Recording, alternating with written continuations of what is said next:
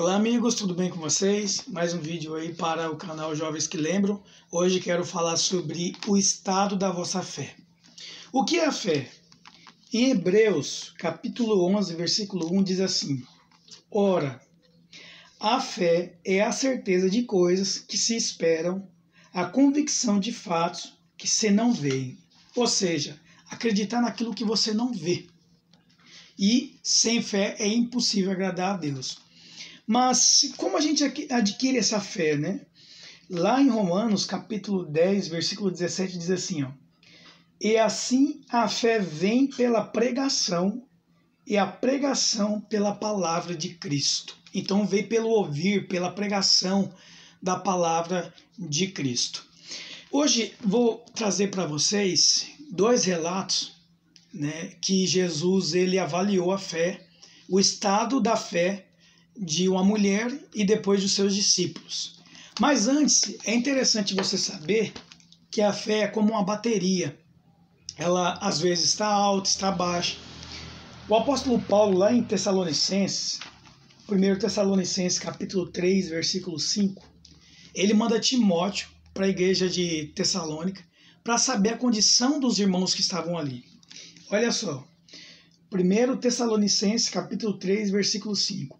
Foi por isso que, já não me sendo possível continuar esperando, mandei indagar o estado da vossa fé, temendo que o tentador vos provasse e se tornasse inútil o nosso labor. Então a própria Bíblia mostra aqui o apóstolo Paulo, preocupado com a igreja de Tessalônica, envia Timóteo ali para saber notícias, e ele tem notícias boas daquela igreja. Então aqui a Bíblia mostra que a fé ela tem um estado. E vamos lá para o primeiro relato de Jesus, quando ele avalia a fé, ele analisa a fé da mulher cananeia. Mateus capítulo 15, a partir do versículo 21. Partindo Jesus dali, retirou-se para os lados de Tiro e Sidom.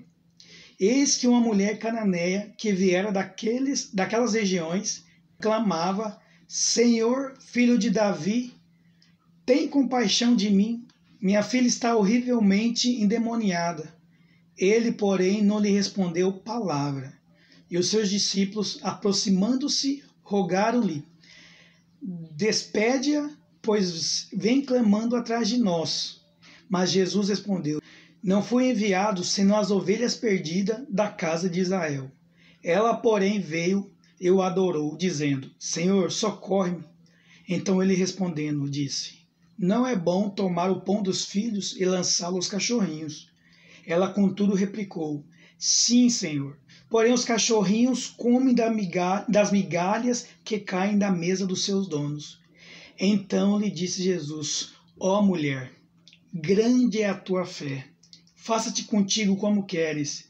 E desde aquele momento a sua filha ficou sã. Então Jesus disse que a fé daquela mulher estava grande, era grande. O estado da fé daquela mulher era grande. E por conta daquilo, Jesus ali concedeu a cura para a filha dela. Outro relato está aqui em Mateus capítulo 17, a partir do versículo 14, a cura de um jovem possesso.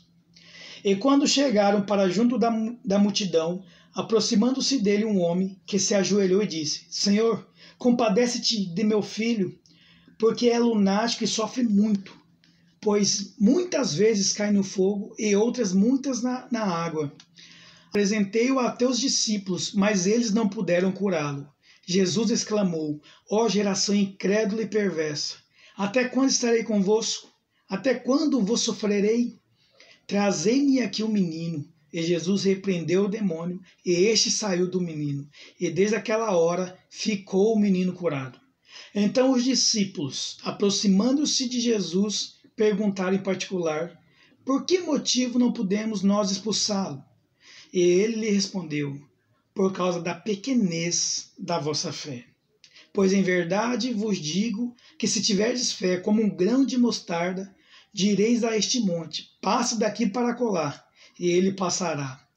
Nada vos será impossível, mas esta casta não se expele senão por meio de oração e jejum. Quando eu estava escrevendo esse sermão, eu tinha pedido para Deus um sermão para falar a respeito de fé, Era uma quarta-feira. E eu me lembro que eu estava no culto e eu recebi uma ligação, o telefone estava tocando bastante, e eu fui, né, sair para fora ali da igreja e atendi a ligação. E era uma prima, um parente desesperada, porque um amigo, né, um amigo deles lá estava endemoniado. E ela tinha pedido já socorro para algumas pessoas e eles ficaram com medo da situação e não foram lá. Então ela ligou para mim pedindo para que eu fosse lá de alguma maneira ajudar.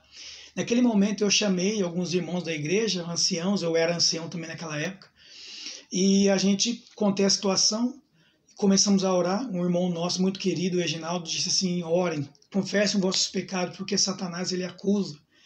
E a gente fez uma oração ali, ligamos para a pessoa, tentamos conversar com ela, ela falou assim: tem que vir aqui, tem que resolver. Nós fomos lá, foram eu e mais alguns amigos anciãos ali, e quando nós chegamos naquele local, aquele homem estava numa situação terrível, endemoniado, ele rastejava no chão.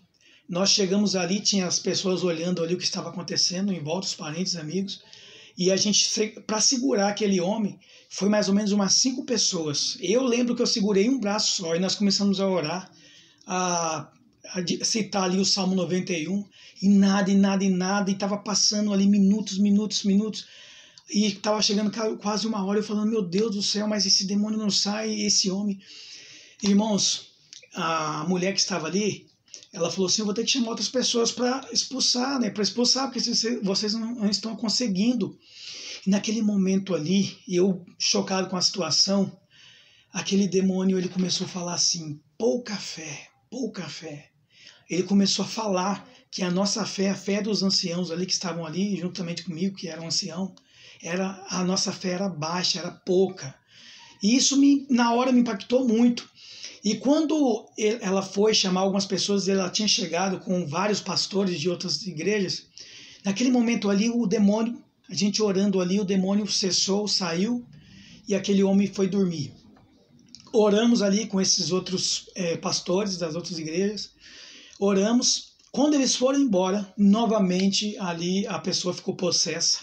Nós começamos a orar novamente, a orar, diante de uma situação em que eu disse assim: meu Deus do céu, eu falei: o que sou eu, né? Sou ancião da igreja, preguei, estou pregando em bastantes igrejas.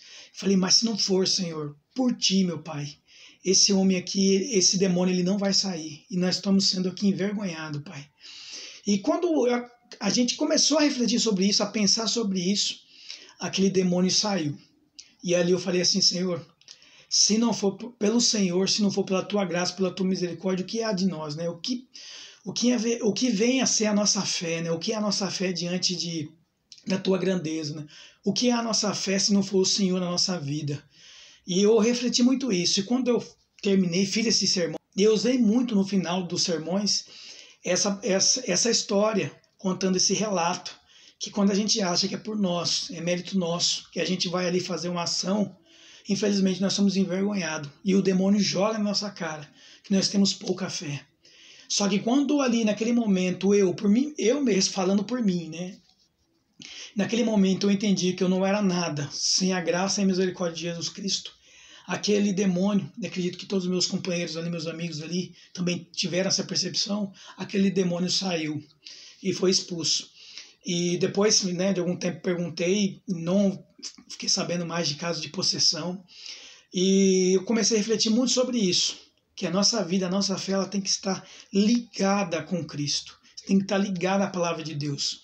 E não é por mérito, tudo que formos fazer é pela graça e misericórdia de Deus. Que você possa ter o estado da vossa fé alta, que ela possa estar segurada, firmada em Cristo Jesus, para que o inimigo não venha te acusar, para que o inimigo não venha querer dizer que a sua fé é fraca. E mesmo que ele venha dizer, que você possa se lançar perante Cristo e falar assim: mas por Cristo, em Cristo, eu sou mais que vencedor. E não é você, Satanás, que vai me querer me rebaixar, me entristecer, me desanimar da caminhada. Que esse sermão possa servir para aumentar a tua fé. Que você possa entender que nós estamos vivendo num conflito, onde existe só apenas dois lados, não existe um lado neutro, onde tem ali Cristo lutando para salvar a humanidade, para salvar o homem, e Satanás querendo condenar. Então que você possa servir o melhor lado, que você possa estar no lado daquele que te ama, porque Cristo nos criou para algo melhor. Que tua fé possa estar 100% pautada em Cristo Jesus. Que Deus te abençoe. Compartilhe esse testemunho, essa mensagem, que possa fortalecer o coração de muitos irmãos, em nome de Jesus.